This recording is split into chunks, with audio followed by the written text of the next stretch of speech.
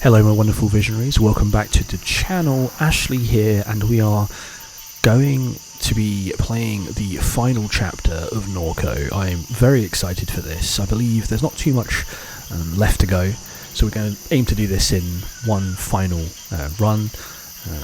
I've been aware that I've not been looking directly at the camera when I've been speaking. I've been kind of shifting around and looking, so it's something I'm working on clearly. So yeah, we will crack on now. And also, I've noticed that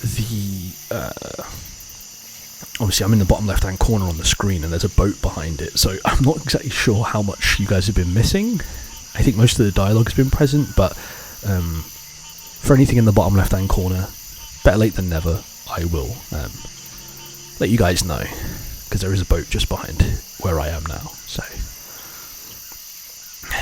without further ado, let's continue. Let's get on this boat. Let's see. Look at that, it works. Let's take us a little ride. You heading into the lake? Yes, sir. You done much riding out there? All the time. Do you know what it's like? A lot of the island has a road. Okay, we've already read this, but we'll go through it again.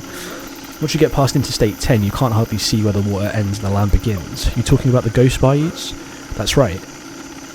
The man turns his attention to you. You see what I'm saying? Can you explain, please? Saltwater's been getting in all these bayous because of the channels. They done cut through the swamp for logging, for building, the bridge, for pipelines. The swamp's all chopped up. This vegetation don't like salt water, and vegetation is what holds this land together. Once vegetation dies, the land begins to erode, falls apart, dissolves into the water.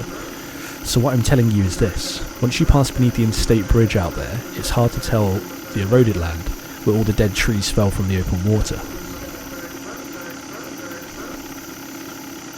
You might run your prop over the submerged cypress trees. You might even get yourself stuck. There's a dog barking outside.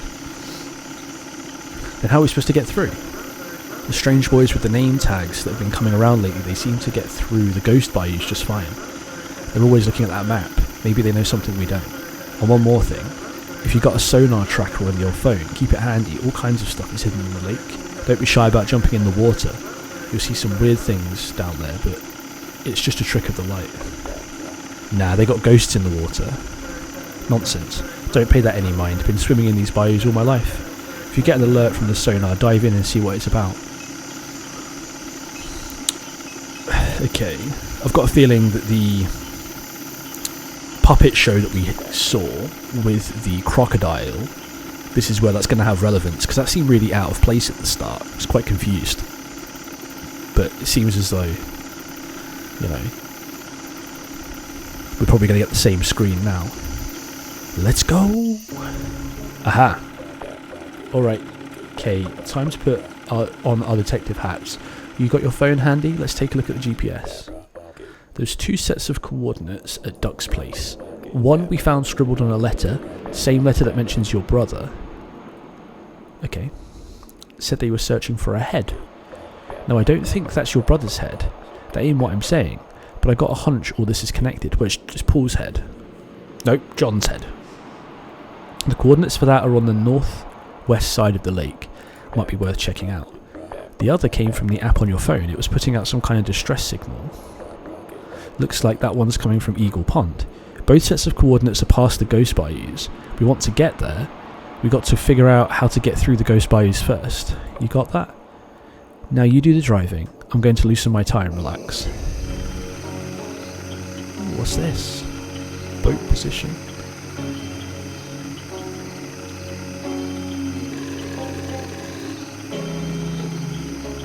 Ooh, okay. Dive, zoom out.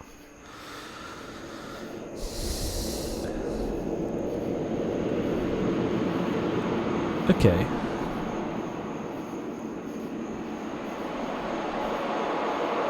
Do we want to go down here? I feel like I want to explore everything, so let's... Gotta be super careful, we don't need to lose any health.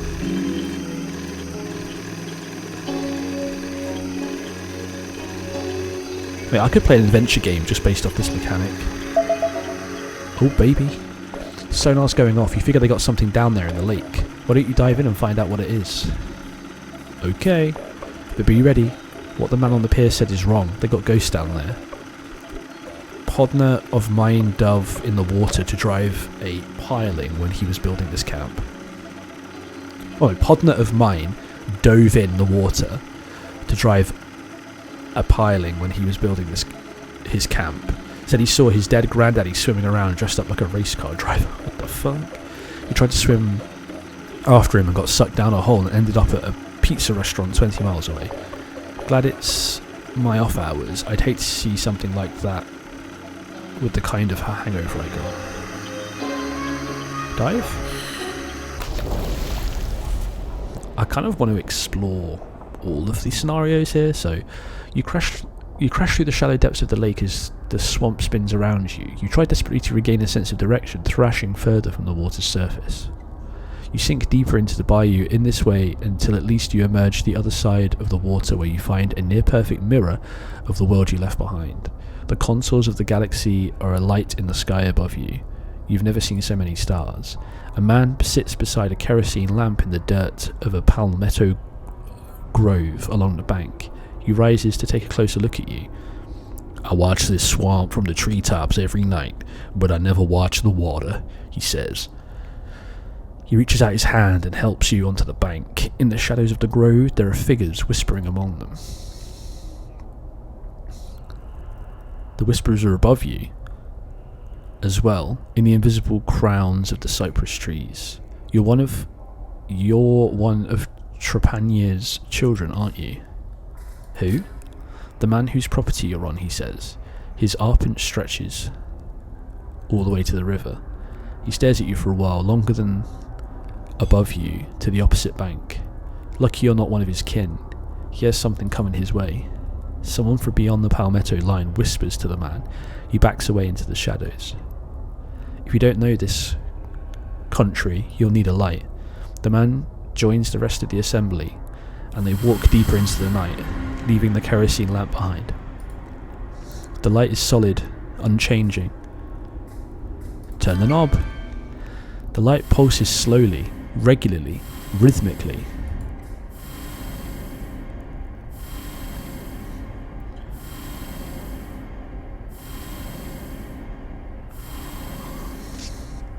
I don't think that was the rhythm. I think the top right one was that rhythm. This one's constant.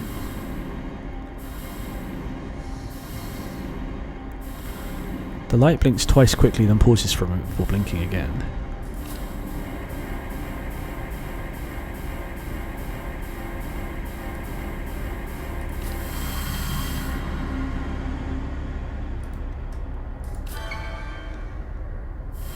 Okay, this seems like the right one if it's green.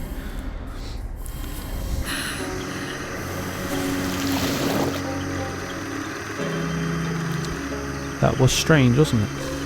Okay. So where do we want to go next? Oh, this is the interstate. That's the bloody... That's the cars. It's getting quite confusing. Is there anything here? We want to go here. We want to go here.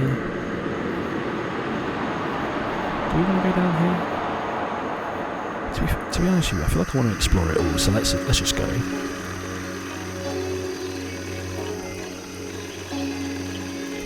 I don't necessarily want to do a completionist playthrough, but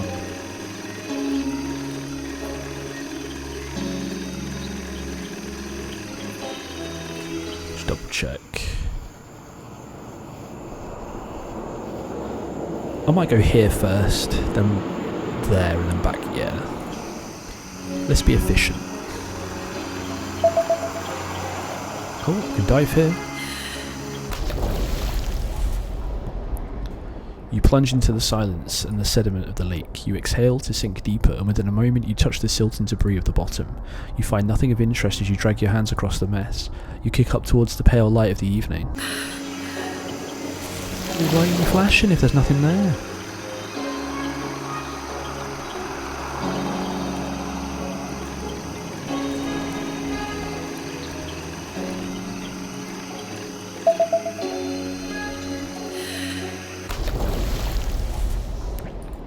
You dive into the wreckage of an old fishing village, wooden pilings as shadows against the dim light of the evening.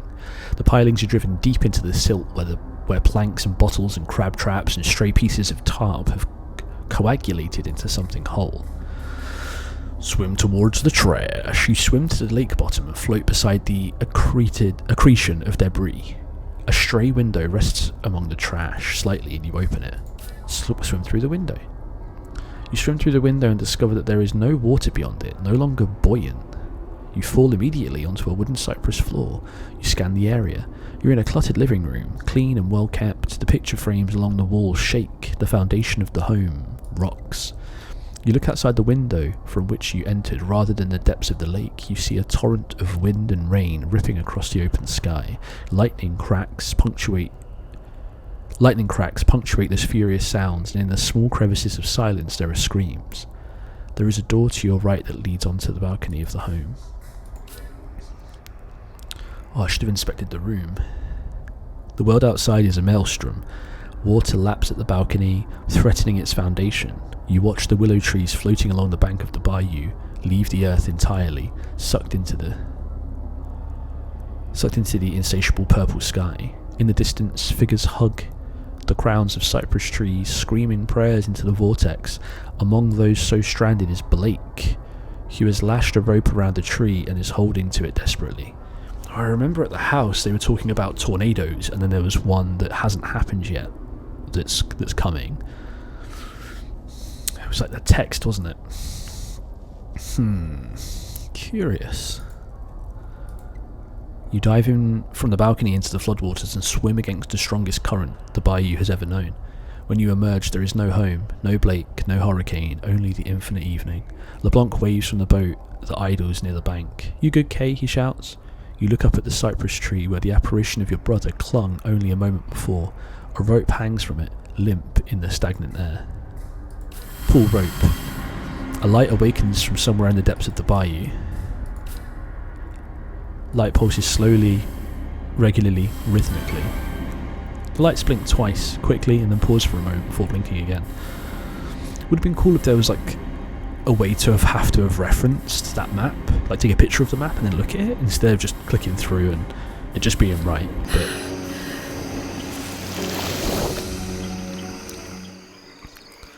But okay, so now we're going to go into this little alcove. Then we're going to go to the logging. Then we're going to go John's Pond, Eagle's Pond.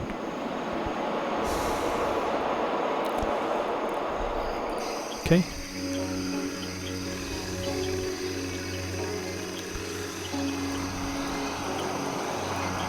The crocodile bit makes more sense now. Getting used to the mechanics, but also...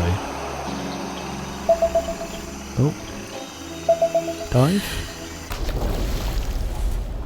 As you fall into the lake, you watch the traffic lights on the overpass become like a mirage on the surface of the water.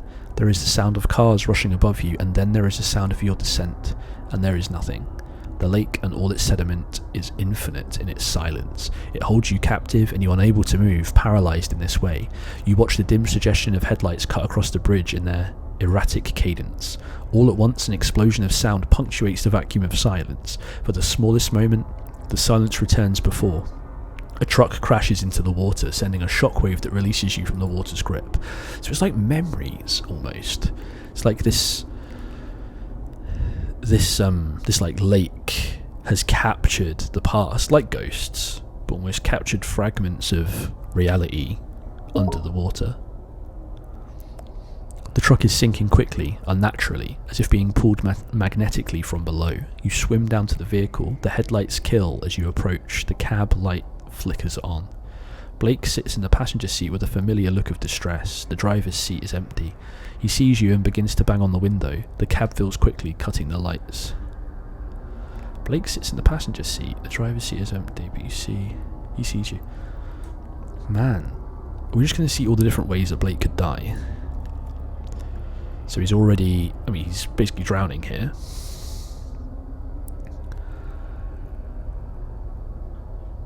So he's basically drowning here, and then, he's tied himself to a tree previously.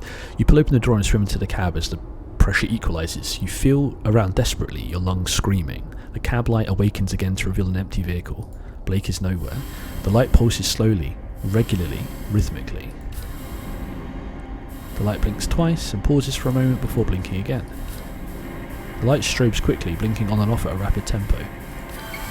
The light is solid, unchanging.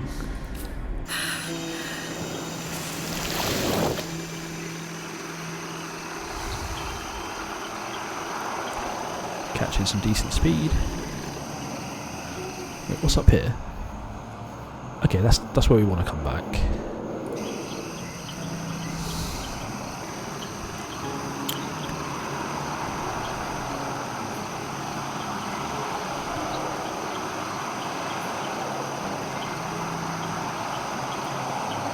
Ooh. Oh shit! Sounds like a pig. A figure cuts an uncanny silhouette in the water. LeBlanc whispers, "Bruh, it's the pig man. I always thought Duck was pulling my leg. Can't believe I'm seeing him with my own eyes. Duck says the fishermen around here bring him gifts so he don't steal a fish off their line."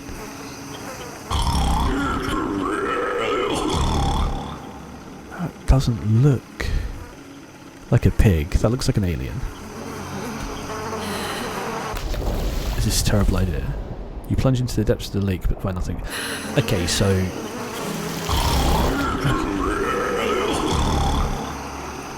Okay. So earlier on when I dived in and there was nothing, I think I just missed the one just under the interstate, which I've just done.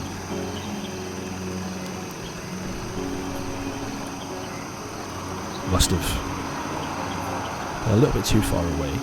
Ooh. Oh, no. Did that damage me? Alright, that's where we're going now. Up here, take a sharp right.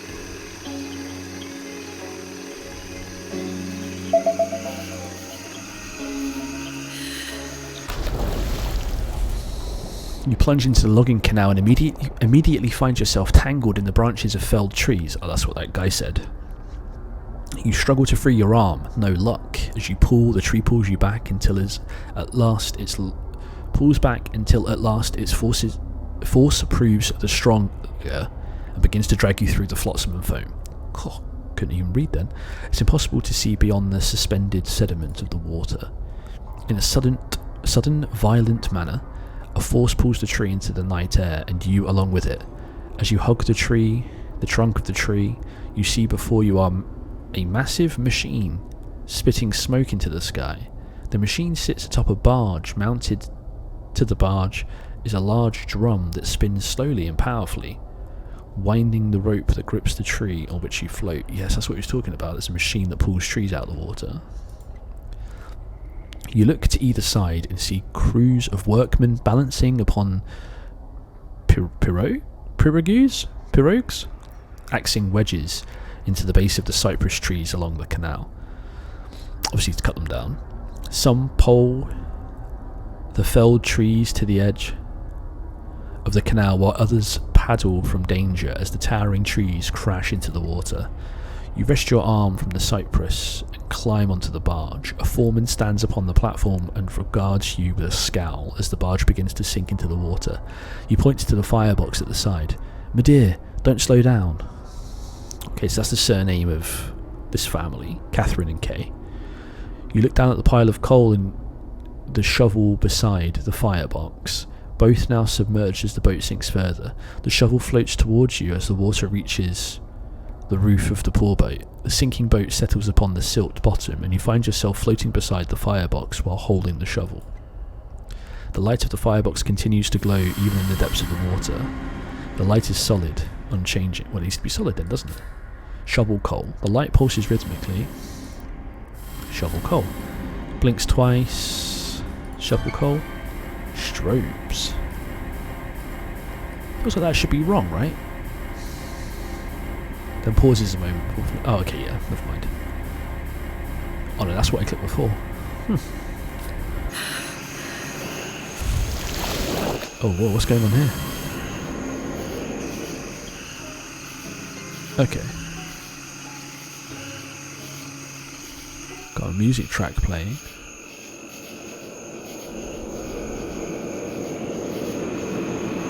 Okay. This area is now actually exposed. We're going to John's Pond. So we'll go down here, up. Maybe squeeze in around here? Let's see. If there's space. Oh look, I didn't actually realise we could see what's underneath. There. I wasn't really paying attention to that, to be honest with you.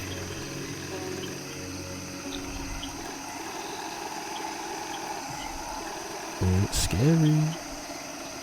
I don't think we can get through there.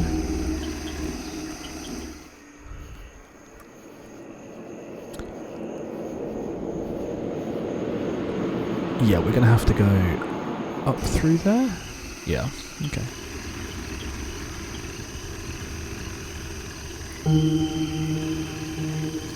Very spooky. Shit.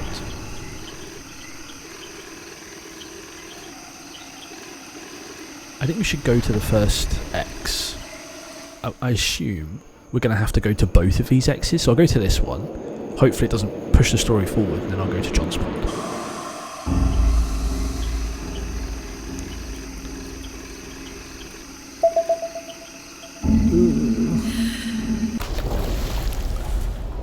This is where Kay dies. You plunge into the water, you pass your hands through the increasingly obscure cloud of sediment. A stray branch juts from a larger tangle of detritus.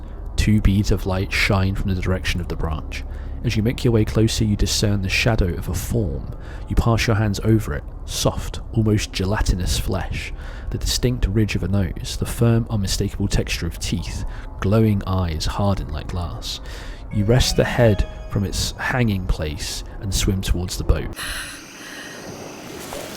What you got there, Kay? A little treasure from the lake? That's John's head. You hang the head from its sloughing tangle of hair and display it to LeBlanc. Dear sweet mother of Jesus. The head continues to rock gently in the wind. That's great, kid. Just put it down. What's with them eyes? LeBlanc traps his fingernails in one of the eyes. Taps his fingernail on one of the eyes. Them eyes ain't human.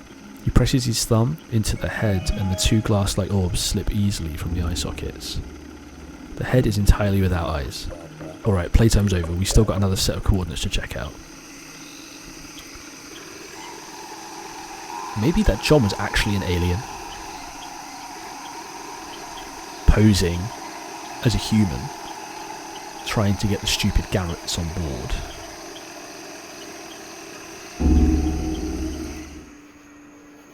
Alright, okay. We're going to go all the way to the John's place.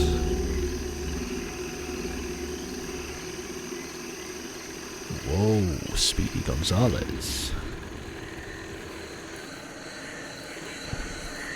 Why not?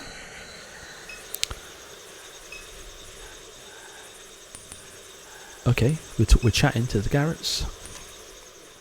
3 Garretts guard the pass. Their tonsures, robes and smudged foreheads awaken something in your memory. What's that thing? A playset? Yes, it's my little playset. What's it do? Whatever I want it to do. Well, these guys look a little bit more serious. Say, how I get one of them name tags? I like them things. It's too late, we're out. Just feel like we got a pretty similar styles. I'm a little more of a bad detective type, you know. Like I got street smarts. You more like a freak. Like you wear a chain wallet. What the fuck? This writing's hilarious. But I feel like we'd be in the same band on the road together. We'd get off the tour bus and people would be like, who's that guy and his little freaky friend? I don't know. I've already been around you 5 minutes. That seems like enough. Now, we should do stuff like this more often, bruh. Hang out like this. I'm leaving the planet tonight. When you get back then, you're my kind of people. No more getting through this way. Ditchman's or... Ditchman... Oh, mate, Ditchman is an enigma. Unless you're the... I knew straight away from the start that Ditchman was the guy. You go back and watch. Right, I knew it. Unless you're the ones with the messenger. Are you the ones with the messenger? The messenger. That's right, the big round thing with the juice on it. What? The thing that Jesus lady stole before she fed it to the big fucked up bird and they both died. The thing. Why are you even here? So Super Duck's dead. Because I thought he was unwell. Kid, you got to break this stuff down a little bit. Why? You're clearly not the ones Ditchman was talking about. Why am I wasting my time? Ditchman. Yeah, Ditchman, our new daddy. He's taken over from John. We're looking for my brother. Cool. You know a guy named Blake? Little loser guy. Clothes don't fit right. Dead lady's kid? Oh yeah, Jesus. Lady's kid. He's over at the Ark, all tied up like a pig. Is he alive? Yeah, Ditchman's taking good care of him, he's fine. You hearing this, Kay? We got to get through, they're holding your...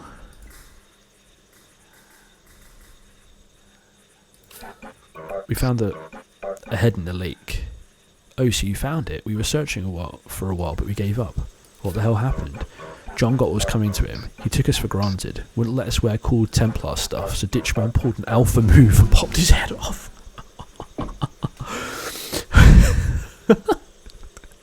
This is genuinely funny. This is genuinely funny. Pulled an alpha move. Not Sigma, just alpha.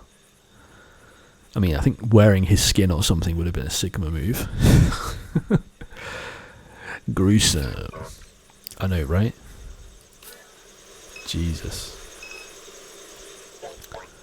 Well, this guy's way nerdy looking.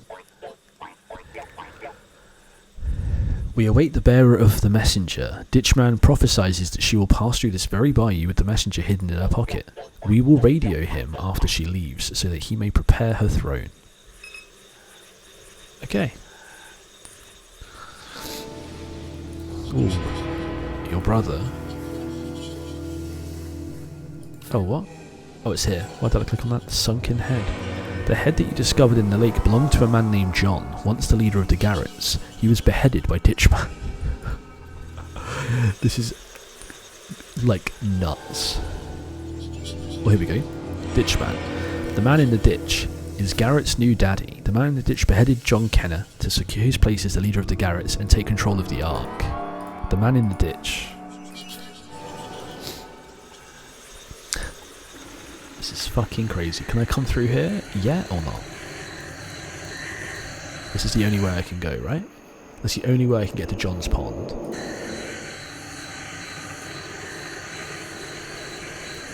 I don't think I can go. I can't pass here. No more getting through this way, Ditchman, unless you're the ones.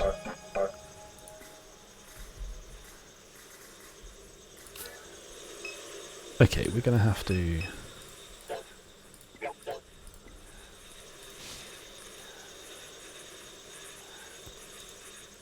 Meter for detecting radiation. Head. Eyes. Right, okay. I suppose we'll just go down to Eagle's Pond. And then we'll get to John's Pond after, hopefully. Whoa. Man, steering's not very good.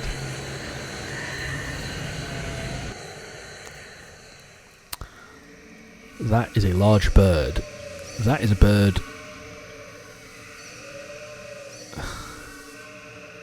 So why are they coming? Why are they in the form of birds? That's interesting.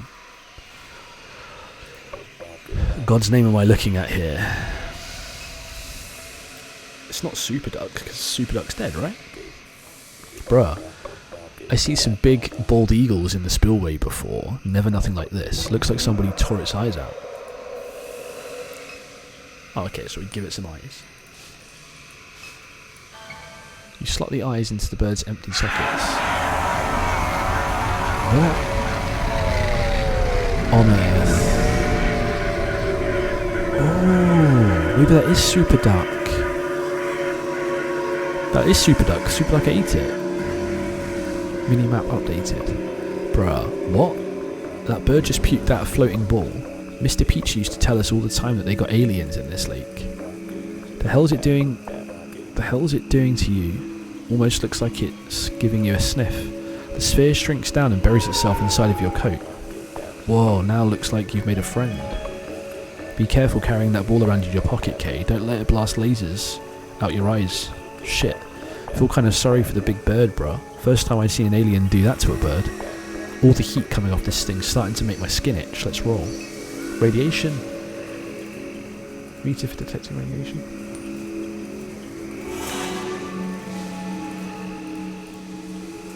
Can we drag it? You hold the plastic electronic device before the massive eagle and press the button at the centre of its face. The arm on the display meter oscillates for a moment before flashing red and settling near 160 degrees. Can we drag it onto... No, we can't. Can we give it a whack? Did I... No, it's not suitable. Something in the lake. Your mom saw something in the lake.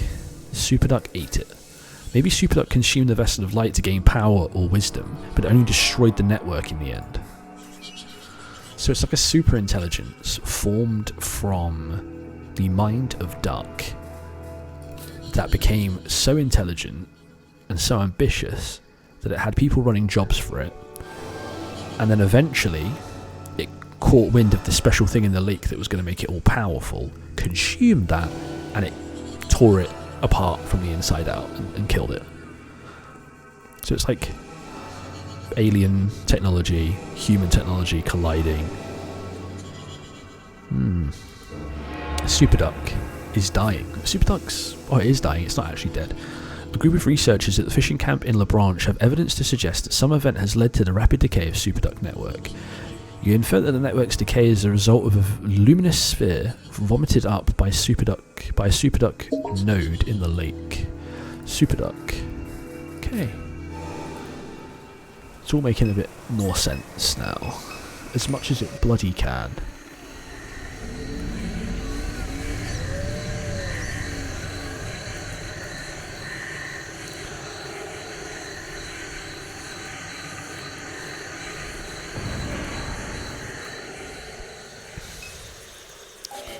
Hi again.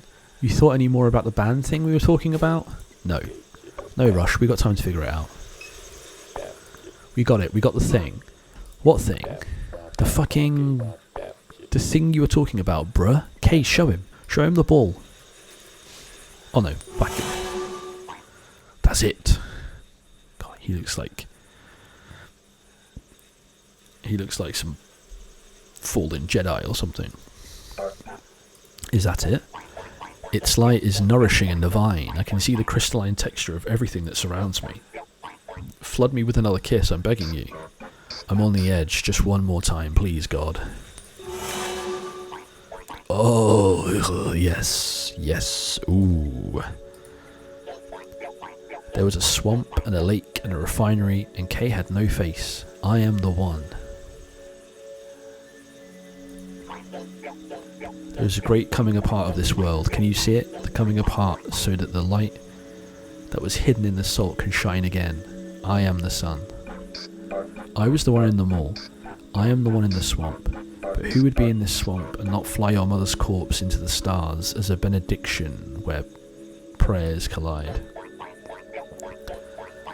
Who would not follow your mother down the ditch if I were the light, and if I were the man who presides over this night? This ditch man, night, I am the one. So you'll mind if I squeeze by right quick? What? Oh, you got the messenger. Nice. Yeah, you can pass. Ditchman's waiting. Hey, Rhett. Yeah? Radio to base. Let them know the messenger's on its way. On its way. Come in, ground control. This is Duck Blinds. Ground control, come in. Garrett? Why is no one answering over there? Probably just prepping for launch. You two are free to take your boat through this pass. As soon as we get someone from base on the radio, we'll let them know you're coming. Well, hey. John's Pond. Dead John's.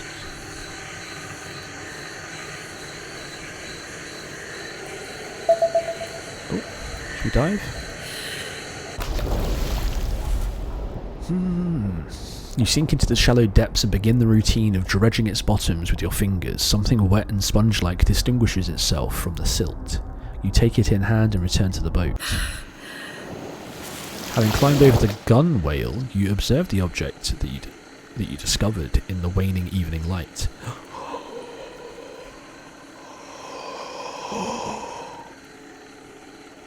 Monkey. Yes. I can't even remember what happened to Monkey. Monkey fell off a bike or something? Monkey returns your gaze, his eyes now empty of any knowing or evidence of life. You found another toy, Kay. Your rotting head needed a friend to play with. That's nice. There is no infinite stare left in the stuffed toy. You place him in your bag. Oh, I feel a bit emotional. I can't even remember where Monkey went, and that makes me feel even more guilty. We had to have Monkey for the last hurrah, though. Right, ditch boy, where you at, brah? Keith Scorner. Here's Keith.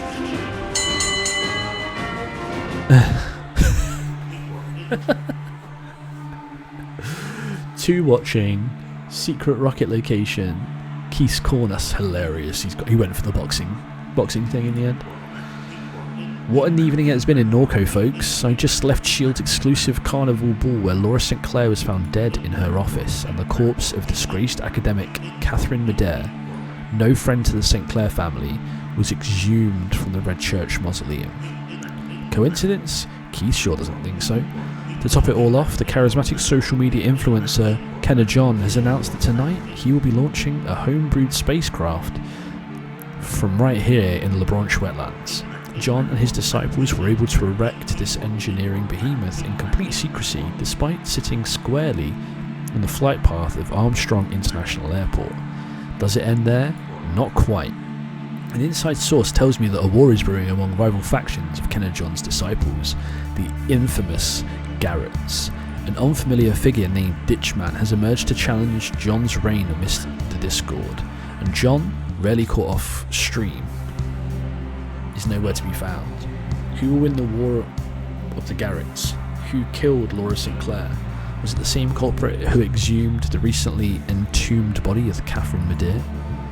Where is Kenna John? Will he manage to get his junk off the ground? He won't, because his head is in my pocket, and it has no eyes. You keep your eyes on the ring because Keith's got him cornered in Keith's corner.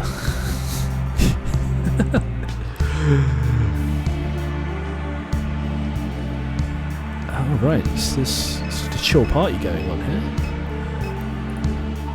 Roland, greetings. The costume figure keeps his attention focused on the distant crowd. You a Garrett? No, these Garretts, I've never heard of them before tonight. I came here with a group of others from S.H.I.E.L.D.'s carnival ball. Police and private security were swarming the facility as I left. A disturbance of some kind. A perfect evening to launch a rocket with the cops already tied up at the refinery. What happened at the refinery? Another attendant of the ball said that there was an explosion, though I didn't see or hear anything from within the Good Hope plantation. Perhaps we'll find out more on the evening news. And so here I am, from one circus to the next. This rocket, these people, what do you make of it? They want to leave this world, who can blame them? It's true, no one is satisfied here. We're trapped in this limbo, a long twilight that bleeds out to the edges of time, where even the most fantastic things become banal. This grey blanket of stale time, stagnant, lonely time. To puncture it, to punch a hole in it, I understand the appeal, I do. What a circus. How'd you hear about it? Text from a friend. Did you bring a kayak or something? Someone let me float over on their raft. What about you? Inflatable mattress. Worth it. They floated all the way here on an inflatable mattress. I'd do anything to watch these little shits explode. Man, there's like loads of people watching this launch. That's definitely a Garrett. He's wearing some medieval garb. Failed Garrett. I always wanted to be a Garrett. I installed the app but never could find the readings. I followed those guys online. They never followed me back, but that's fine. Starting to think all the Garretts might die tonight. All might die? Why? This whole thing is a huge mess. No one knows who's steering the ship. Literally. Half the Garretts defected, the rest seem to be losing their mind. I hear the Garretts inside the Ark, the engineers are holding it together, but this isn't what space travel's supposed to look like, is it? Half-assed like this, seems bad. We're looking for my brother. Who's your brother? A guy named Blake, little drugged out dude with bad facial hair. We think these rocket freaks kidnapped him. Wow, I don't know anything about that. This picture just gets worse and worse. Okay. I got to be coming out to the lake more. They got big monster birds, alien spaceships, bruh, they got it all.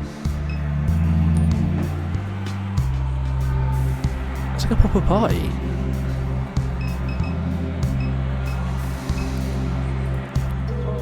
Rose. Hey, welcome to the party. Haha. Why are there so many people here? I was wondering that myself. Friends of mine saw something online about this little mall Nazi trying to launch a rocket. We weren't doing anything else, we came to see for ourselves. I guess word got out. How did you get out here? Oh yeah, that part was a mess. The rocket nerds tried to build a road from Kennet into the lake by dumping a bunch of oyster shells in the marsh. As soon as cars started using it, the road sunk straight into the water. A friend of mine's car is sitting half flooded at the parish line. But all these other people drove in from the city with kayaks, canoes, inflatable rafts. What have you?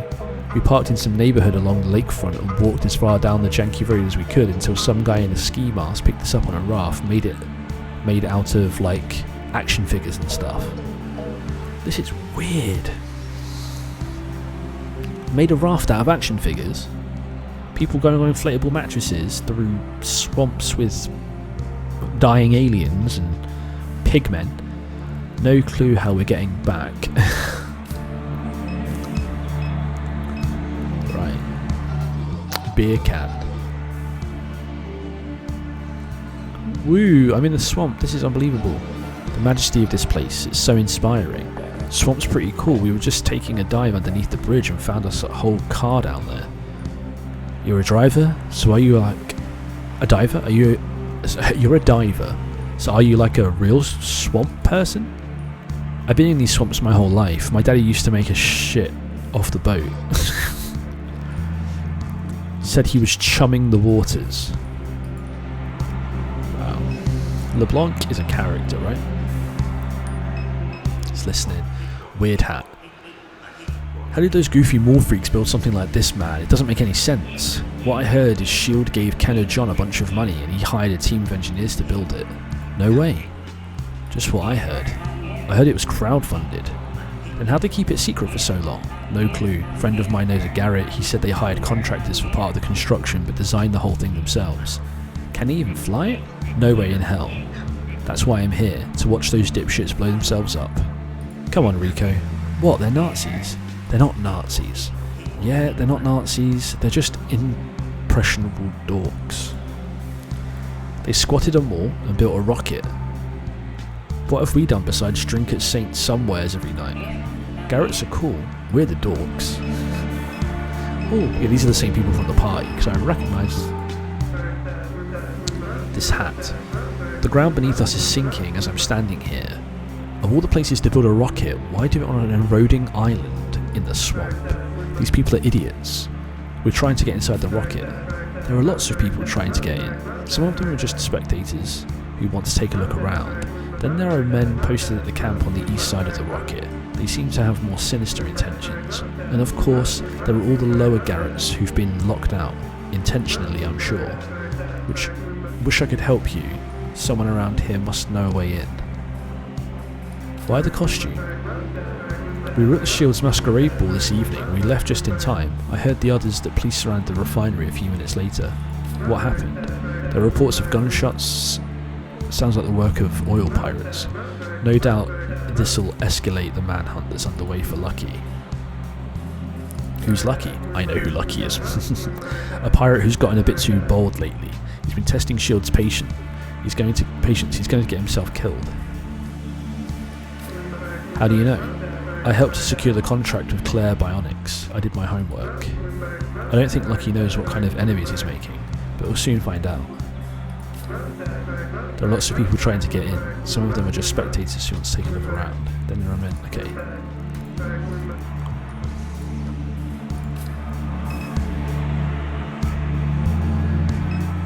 Okay, yeah, we've got a few different. Okay, so that's John's pond. That's the staging area. Shipping container or the fishing camp? Shipping container.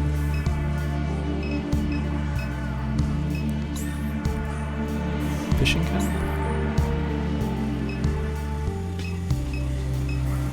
They're well serious. How's it going tonight, folks? What's happening in this corner? We're waiting on Ditchman to show his cowardly ass.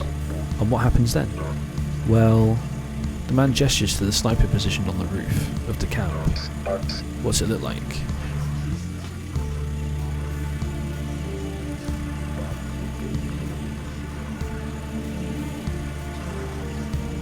They're going to try and kill Ditchman.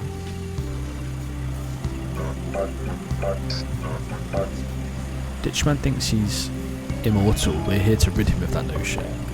Damn, you hear that, Kate? They want to kill Ditchman.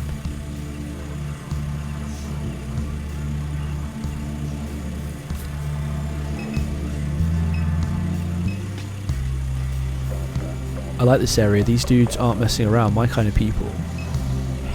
Cooler guy. So I'm watching this old stream of John's from when they first broke into the Promenade Mall. It's him and like 5 or 6 Garretts. One of the Garretts bringing a pair of nunchucks with him, okay? And they got into the mall, it's dark, Nunchuck Garrett loses his fucking mind, starts screaming, spinning the nunchucks all over the place. He's just like, bats, bats! Oh my god, there's bats everywhere. Rest of the Garretts start running and screaming. John is pitching the camera on his phone around, looking for the bats. All he finds is a leaking pipe. Turns out some water dripped on the little dude's head, and he thought bats were attacking him. American flag. Where's Ditch Man? Where is he? The minute he shows his face, we're going to smoke his ass. Show face, smoke ass. Damn, you hear that, Kay? They want to kill Ditch Man. Okay.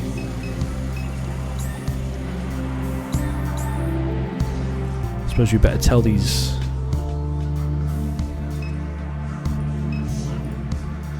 A browser sits open on a laptop. You click through the tabs. A web map centered on your current location. A troubleshooting guide for a custom energy cell. Image results of vintage stuffed monkeys. Monkeys? Oh, hang on. We got something extra here. Arc. Your mom was investigating reports of construction in the lake before she died. You determined that the unpermitted construction in question was related to a spacecraft deep in the wetlands that surrounded Lake Pontchartrain. Ooh, what's that? It's a bird? That's weird.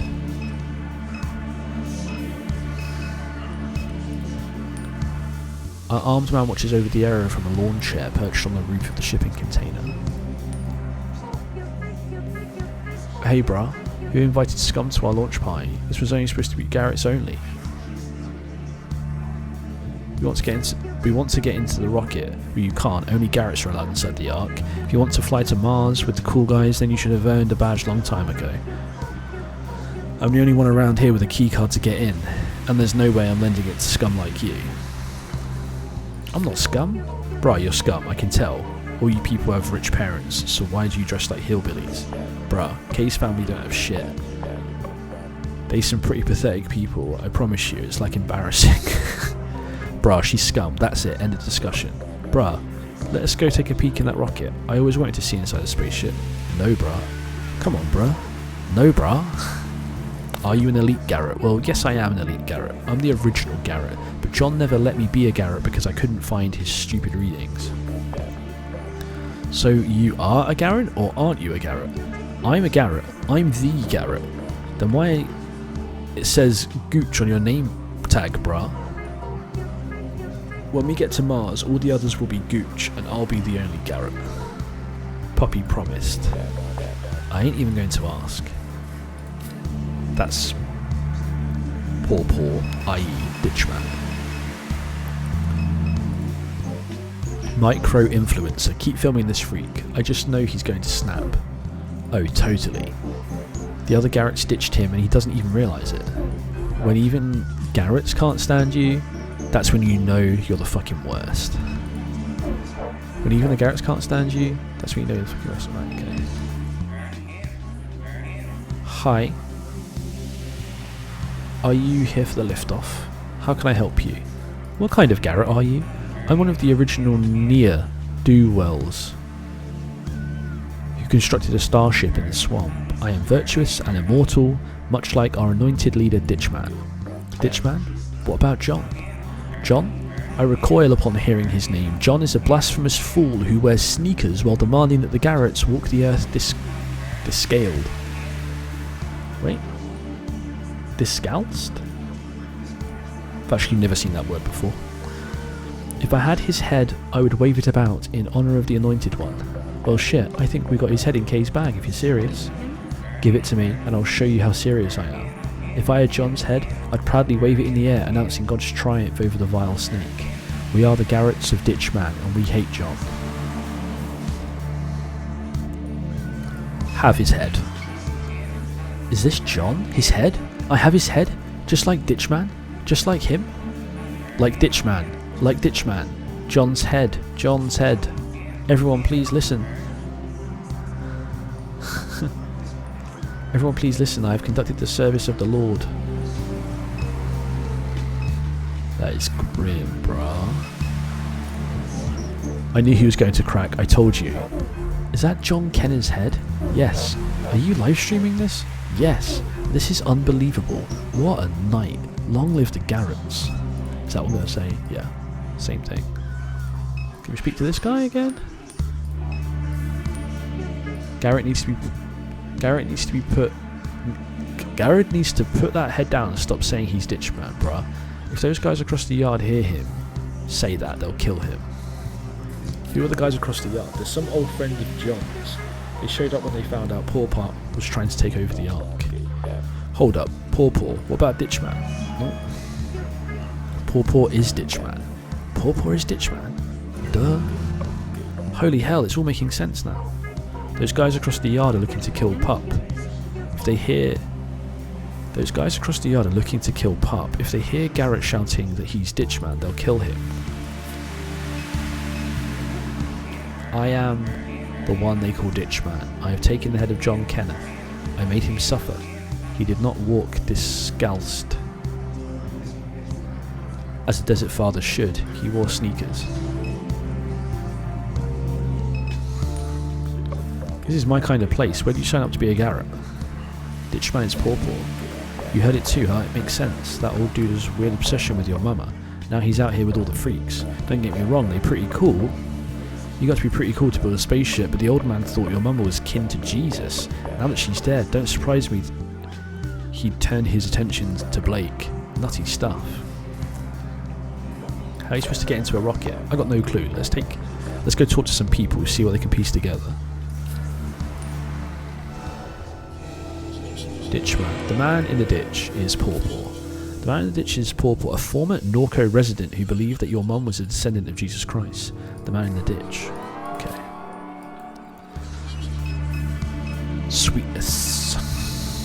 What the fuck is that? What the fuck is that?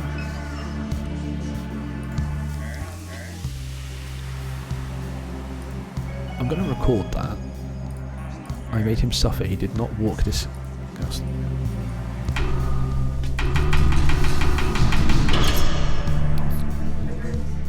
Bruce, what? I'm doing something in here. What are you doing? What's it look like I'm doing? I'm running ground control. We've got an arc to launch? Please just let me focus, please. There's an opening. There was an open bar at Shield. I'm dying. Let's just try again, see what happens. Stop knocking. You know how loud this is? I've got a bad enough hangover as it is. Right. Let's go and tell the other guys. We're going to get someone shot. How's it going tonight, folks?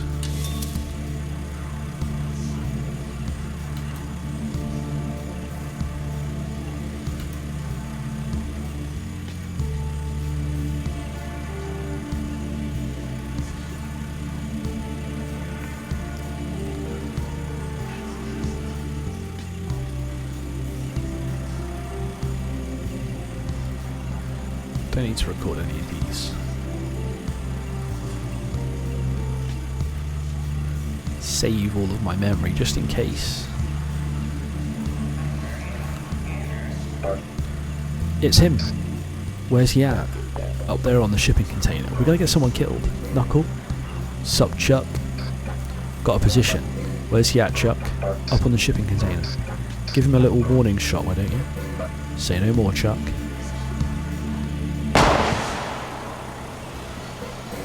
Gave the target a little scare, Chuck. Great work.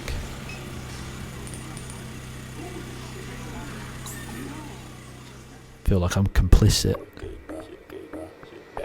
Where'd everyone go? One little gunshot and the place clears out. They shot Gooch. They shot Gooch. They were trying to shoot me. Where are they? Go away, go away. They'll see me here. Just go away.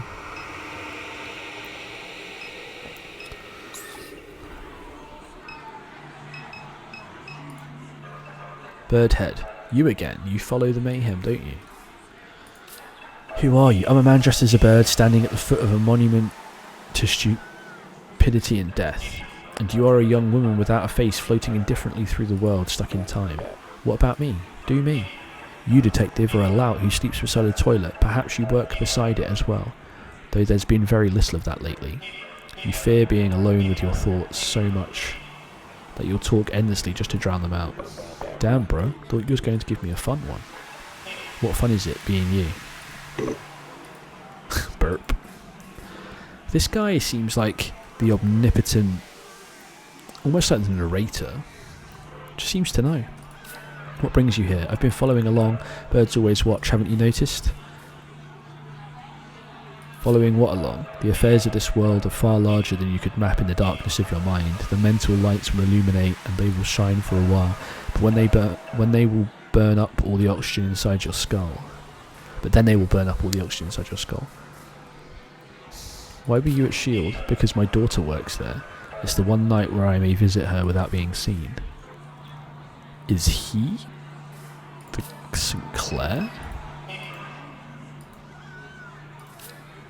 Oh, he said he works at S.H.I.E.L.D. Oh, Gooch has actually been shot.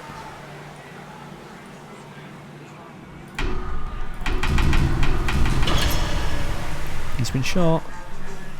What is it, for God's sake? Okay. Yes, please leave. Okay, see, he's just...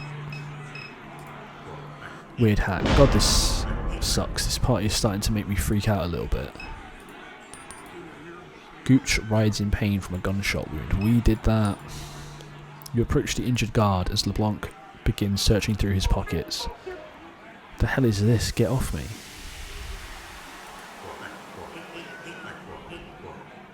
Ah, Gooch wasn't the guy who was standing up with the head. He was the guy behind. Hey, he's shot, man. You trying to pickpocket a guy who just got shot? Yeah, bro, I guess I am. Someone needs to do something. Someone.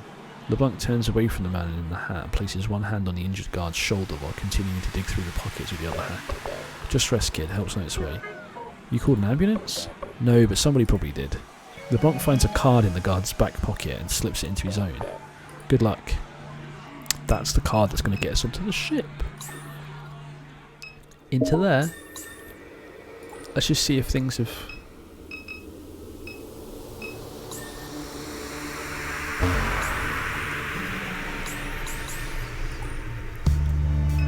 Anything else there? What just happened over there? I don't know, it sounded like a shot. Everyone started running. Should we get out of here? I'm not going anywhere until I see some Garretts explode. First the events at S.H.I.E.L.D., now this. There's bad energy in the air this evening. Did you just hear a gunshot? It's getting out of hand over here. Right, okay.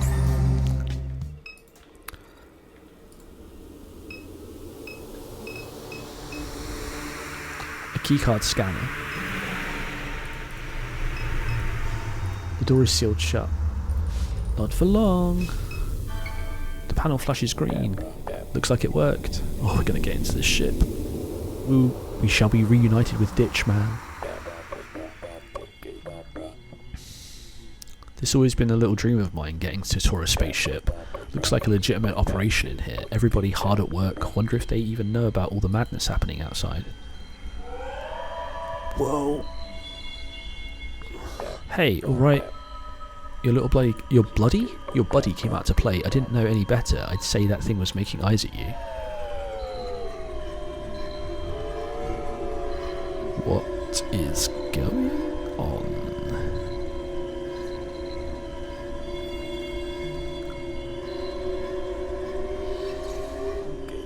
God damn, wish someone would kiss me like that one day. What you was doing? Well, that thing was in your pocket. Okay? Okay, you're right. You're not looking so hot. Got shaky knees. That kiss swept you off your feet. Maybe you just need some fresh air. Should we take a walk? Or maybe what you need is darkness. Want me to dim the lights? We can find somewhere dark to walk, like the canyons of the moon. Think they got sidewalks on the moon? I bet they glow at night, just like the gunshot bayous do. The ghost bayous glow to show you where to go. Maybe everywhere that you need to go glows. Is his face stretching? It is. Maybe everywhere that you need to go just glows. You're right, kid. You alright?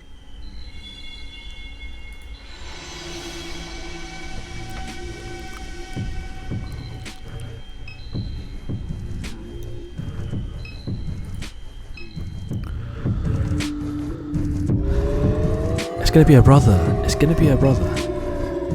Man, what is this? This is cool. It's definitely very culty.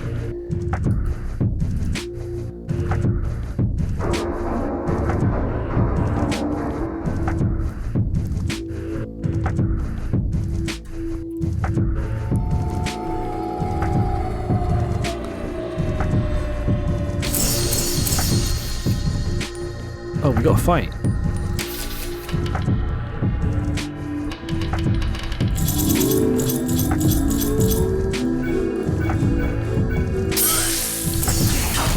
Are they infinite? That's not cool. Let's see. Okay.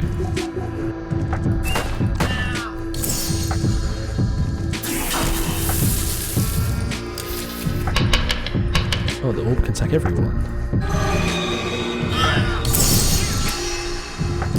Okay, there's quite a few here.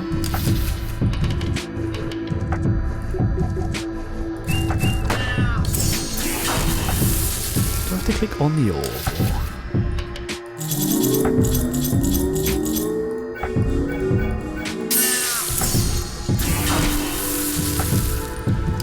This just kills a whole wave of them, right? Ah, there wasn't a respawn there, so I think we're chipping our way through.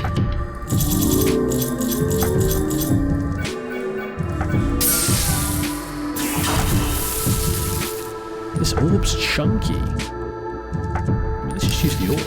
Why not?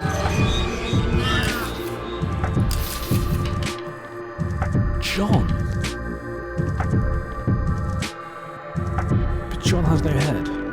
John's holding his head. Oh, John's holding a head. But wasn't the guy shaking John's head about? I am so confused.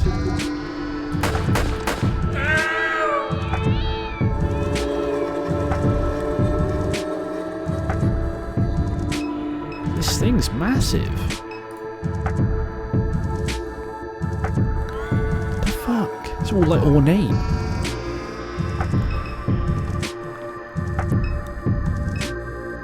That looks like Sinclair. What is that? Is that something that's died? I have more questions than answers as this game is winding to its conclusion.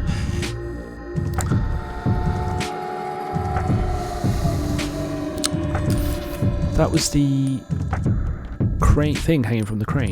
Let's just use this first because this is flare stack.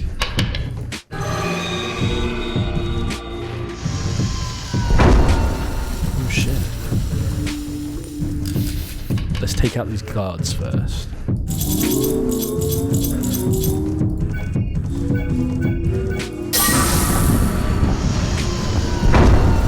Flare stacks.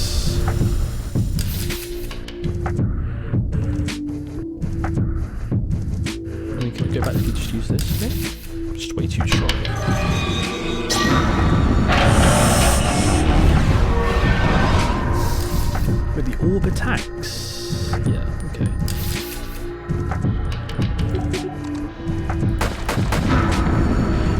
I don't even know if I'm supposed to actually touch. Everything's attacking the orb, but the orb is solid.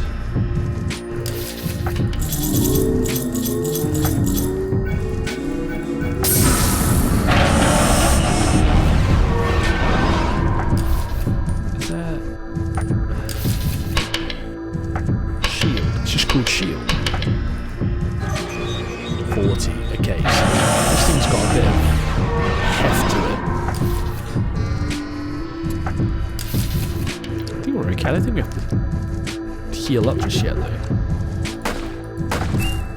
Oh, we actually do have to click on it.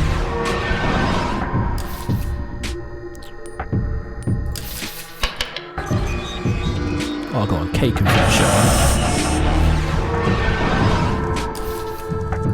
I kind of want to heal, but...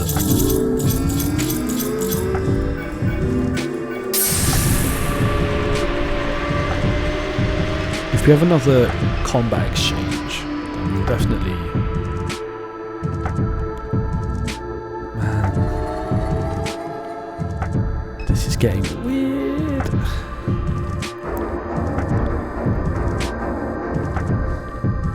Is that an egg?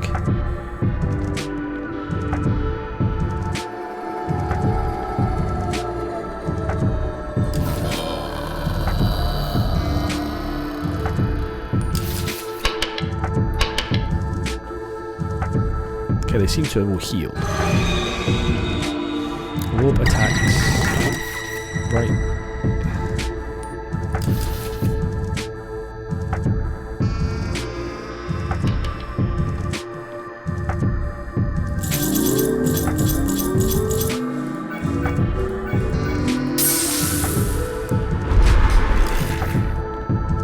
I mean, the orb is just wrecking, right? What on earth is happening?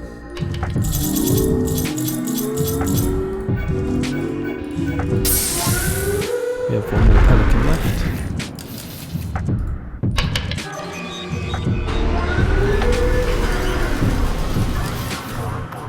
So it's a console with the consciousness coming out of an egg. Super Duck. Super Duck was in the bayou though. Maybe this is...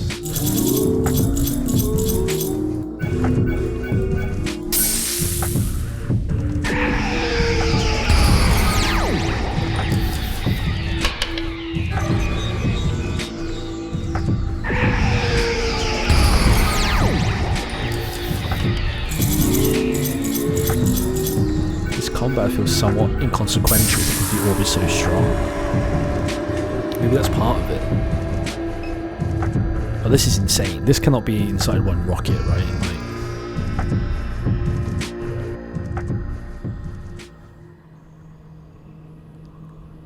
Shepherd's Watch. Shepherd's Watch mezzanine. LeBlanc. The detective is slouched against a railing, bleeding from several wounds. Bruh, who puts a balcony on a spaceship? What happened to you? Tried to tell you to turn around. Why didn't you listen? If you can get out of here, just go.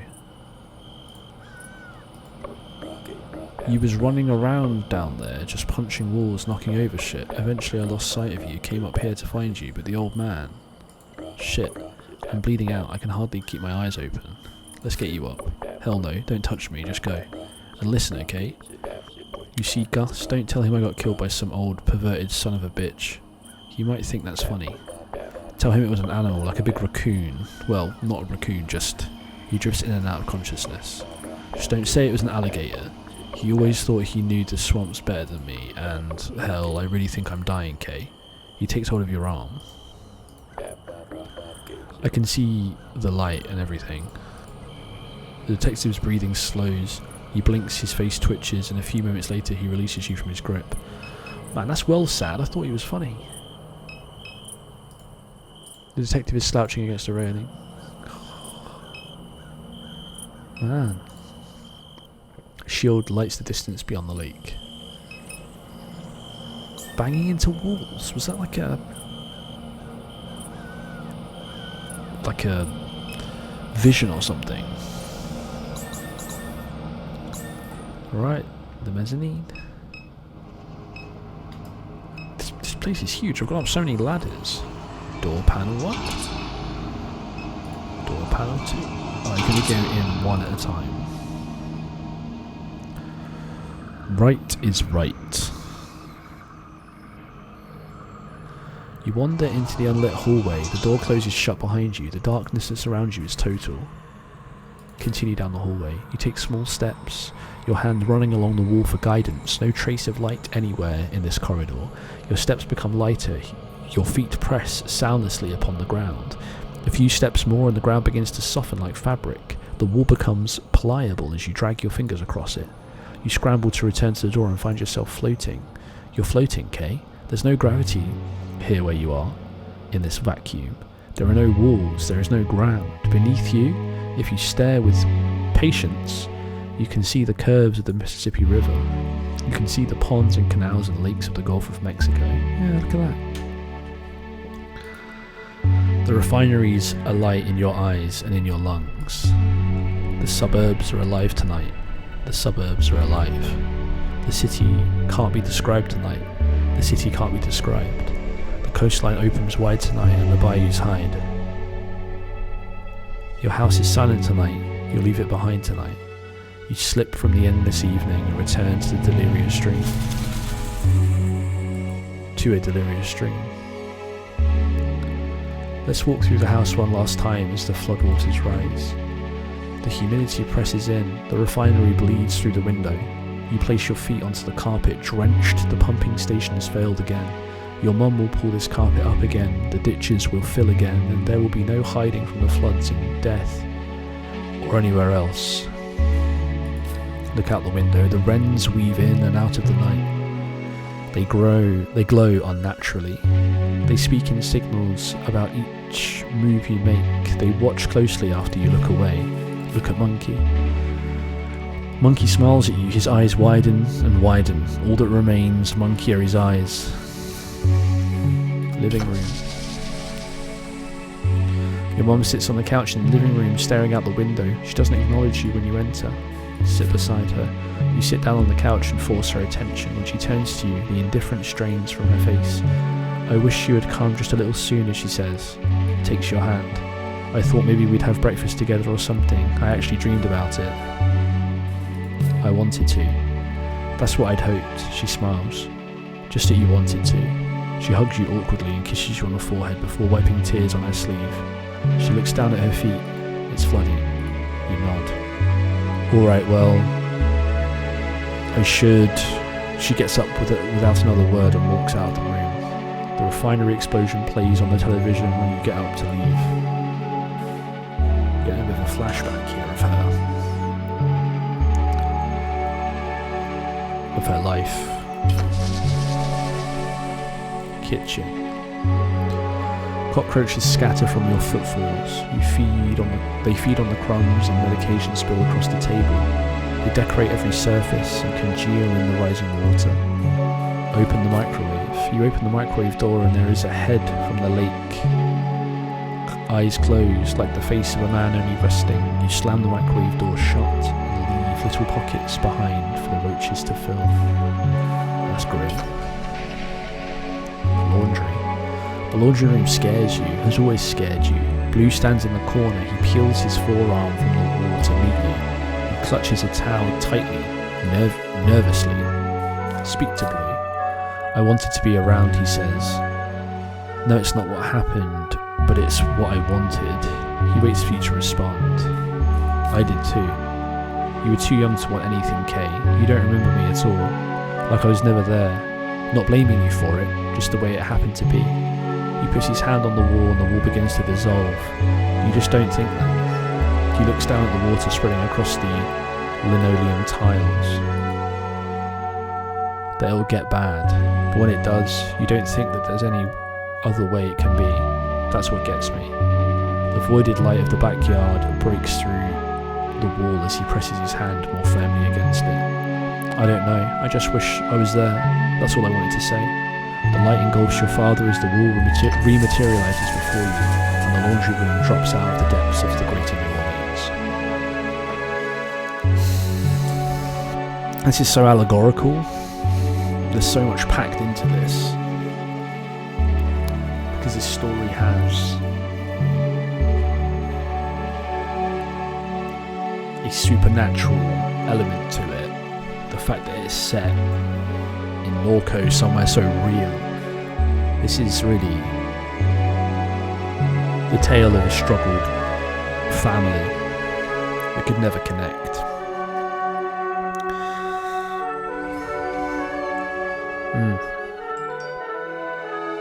It's good. I'm enjoying this. Although it's somewhat tragic. Blake lies in bed scrolling on his phone. You peek your head in, he looks up. He says he's irritated. You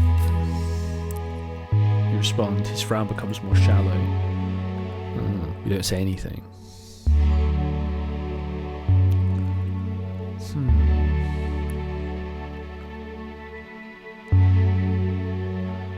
She's forgetting what he said. These are flashbacks. She's forgetting. She's forgetting him, or forgetting their connection. Because that should be where her name is. And she's responding with, well, we don't know. Is she leaving? He seems to think. Your face hardens. He shrugs. You shrug. You give something like a wave as you depart from the door. Blake falls into a lake of stars. Bathroom. As you enter the bathroom, you find yourself all at once inside of the shower with your water raining down on you. With water raining down on you. You cut the water and exit, toweling off in a hurry as you approach the mirror. You wipe the steam from its surface to see yourself for the first time. You have green eyes and coarse hair curled wildly at its ends. You look like your mum did it at your age, like in the pictures when she smiled beside Blue. You step away from the mirror but the reflection remains. You finish drying and throw the towel into the floodwater, dress, flip the lights and leave the room. Your reflection in the mirror decays in the bulb's afterglow. A distorted face, pinpoint eyes, and a hairline mouth wills itself to survive. Oh, that's beautiful writing, it really is. The water is to your ankles now as you step into the room. There's not much here, a bed, a lamp, a notepad, a little picture of your parents. So this is her bedroom. Look at the picture. She's young, perhaps your age, long brunette hair, olive skin. He's looking at her with a knowing and amused expression, his denim shirt smeared with rust.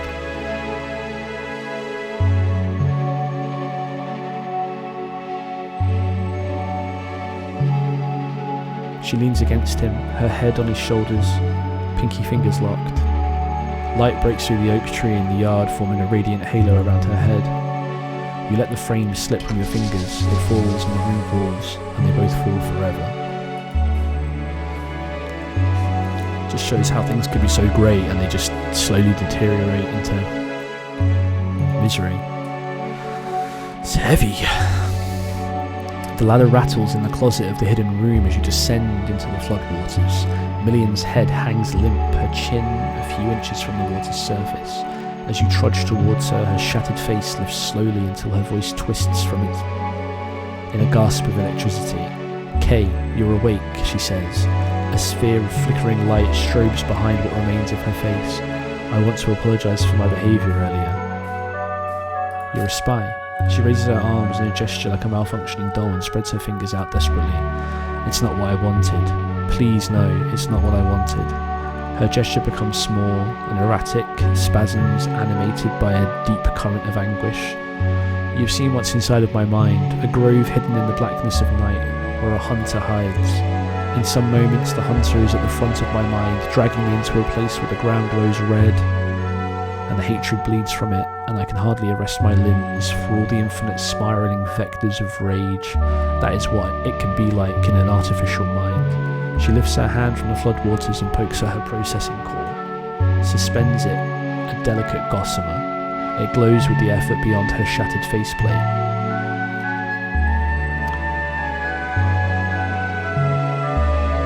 She lifts her hand from the floodwaters and pokes processing core suspended in delicate gossamer. It glows with the effort beyond her shattered faceplate.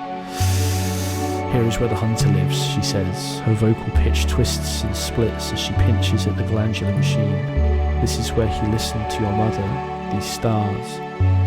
She swats at the flaking bits of strengthened glass that decorate the rim of her eyes. Are his eyes. She shakes her head violently.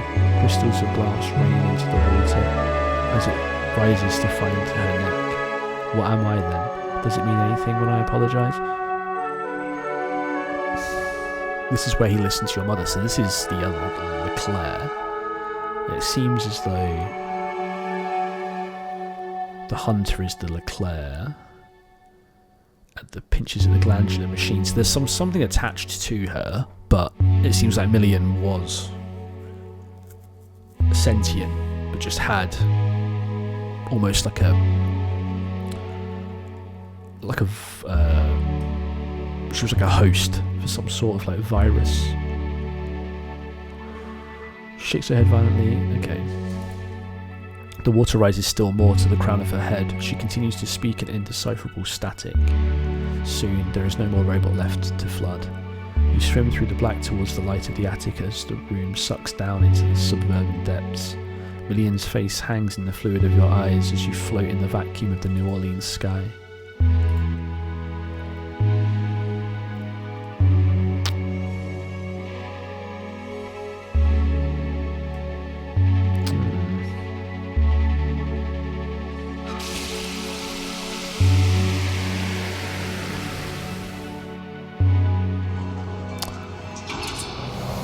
That was only one of the doors. Oh my god. Okay.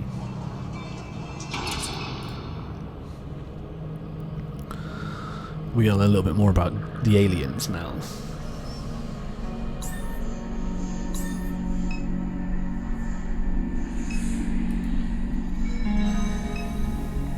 That's going to be Leclerc, isn't it? You slide a piece of paper from the envelope that rests on the desk to find a crudely drawn sketch of your family.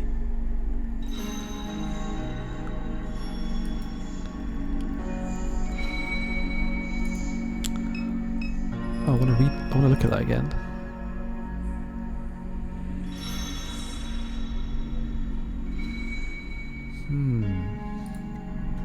Okay. Kate, did you come to watch the flames with your Paw Paw? I hope you don't mind me being here inside of this blessed memory. The refinery at night is just so splendid, isn't it? And it shines still more beautifully in your mind. Oh, this is Claire, isn't it? This is the woman who shot herself. But we're in Kay's memory now. Thank you for allowing me to visit. If only for a moment, I hoped we might have a word together before our journey begins. I've lived many lives. One of them, I lived in this town. I watched them build this place. I watched the plantation land become machine land. Was she an alien then? No one minded me being here waiting for all the pieces to assemble. They didn't notice me just like they didn't notice you. Time tombs are time machines. They release the future into the streets. This refinery was a time tomb, with or without me. It took less than it might seem to unstick the future from its snare. I shaved a little hole in a pipe elbow. I left a servo motor behind in a box of treasures to help it strike.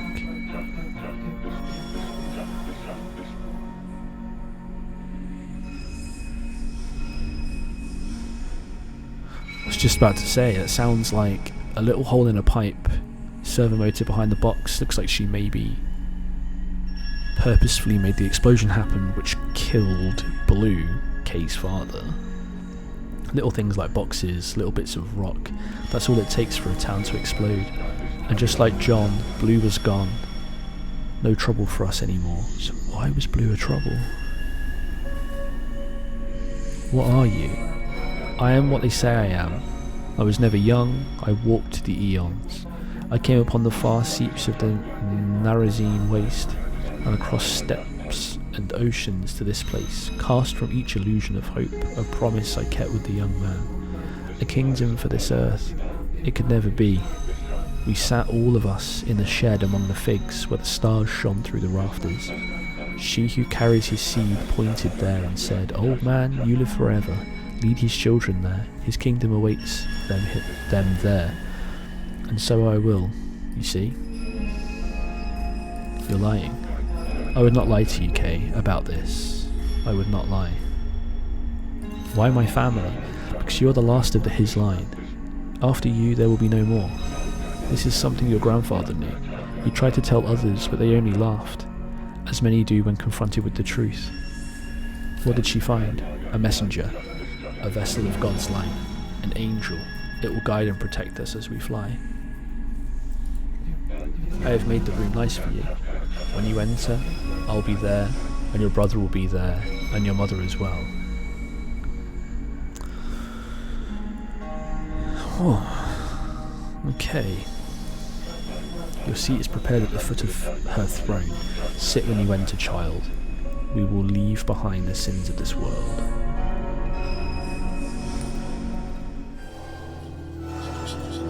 Your mum saw something in the lake. Paw wants it, believes the orb will guide your family to an extraterrestrial Christian civilization. My gosh. Seems like that might be true. So where do we go from here? Is there still something I need to... Yeah. The man in the ditch believes that he walked alongside Jesus Christ and was instructed by Mary Magdalene to deliver Christ's descendants to the stars. He has beheaded John Kenner, hijacked his homebrewed spacecraft, and kidnapped your brother to complete the task.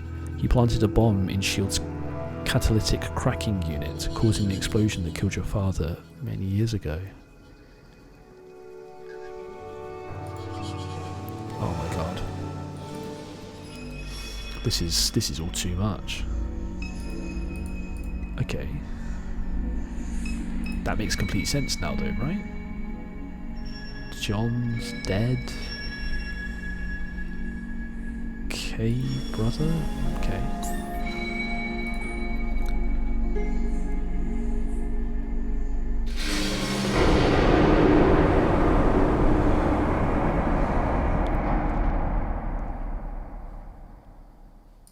We can't go back.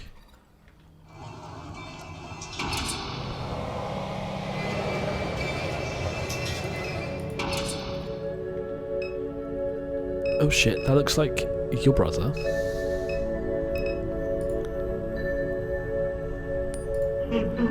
Blake writhes desperately in the chair. Oh my god, he looks terrified. You make your way towards Blake. Paw immediately intercepts you and knocks you to the floor with an aggressive shoulder tackle before casually returning to the place at the altar. Before casually returning to his place at the altar. I would never restrain you, dear one, but Blake doesn't know what's best. Please come and have a seat with your family. Catherine? You see your mum for the first time in 5 years. Her corpse bears almost no resemblance to the woman you remember. We've waited only a short while for you, child, and yet it has been an eternity, an evening without end. Take your seat, Kay. Be with your family. Do you know, when I first met Ditchman, I had no fucking idea what this game would have in store. This is absolute madness. I thought it was going to be fairly grounded in reality, something similar to Kentucky Route Zero, and, well, that's not really grounded in reality, but this is mad. Sit. Oh, I mean, I've got to, right? I don't really want to, but you approach the chair and glance over to Blake. He watches with dreadful, panicked eyes. You sit. Very good, child. I know that you both are afraid, but remain strong. You will be rewarded for your courage in the world that awaits. Paw raises the transceiver in his hand. Garrett, my boy. Hearing you, Puck. Ephatha. Roger that. Take a deep breath, my loves. We are leaving this place behind.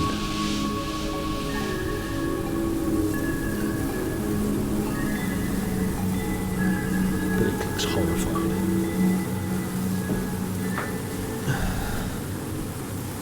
The room comes alive with motion as the airlock seals shut. The room comes alive with the motion as the airlock seals shut. Small articulated arms extend out from your chair. They embrace your arms and legs, forcing you into stillness. You feel the old man's hands working a crown around your head as a blinding light consumes your vision. Sorry, I feel like this is the end now, so I'm just double reading it. The room comes alive with emotion as the airlock seals. Small articulated arms extend around from your chair. They embrace your arms and legs, forcing you into stillness. You feel the old man's hands working a crown around your head as a blinding light consumes your vision. Every sense screams before settling into silence. Is that Ditchman? The pressure that's been building in your chest releases as time dissolves. Past and future collapse into a single moment of immolation. You become pure, radiant light burning above Norco.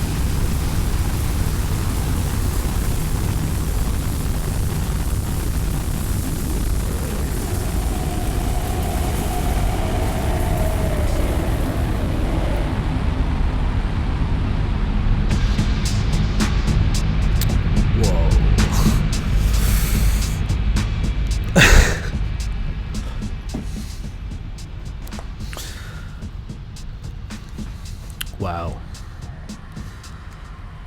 That is so out there. I don't even know what to think.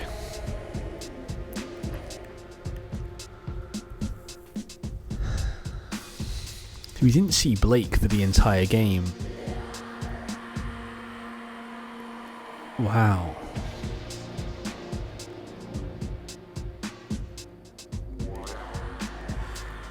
I think we started off so grounded in that story, and you just had little elements as the story progressed. The fact that things were quite futuristic. Then we met the cult.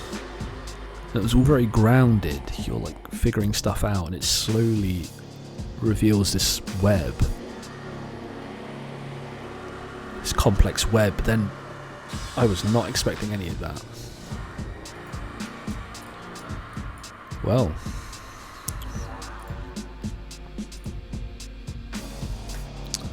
I kind of want to see if I can skip through this to see if there's anything at the end.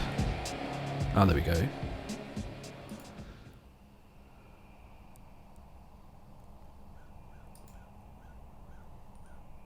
And that's it. Wow. Wow, wow, wow. We finally got there. We finally finished Norco.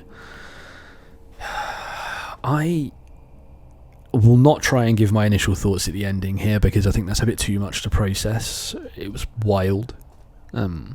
Far crazier than I would expect it to be. A lot of twists, a lot of a lot of kind of diversions. I mean, I thought that the game would end very differently. Quite a lot of loose ends. Open to interpretation, I would say. Definitely a critique and a criticism of... Well, a criticism and an almost embellishing of religion.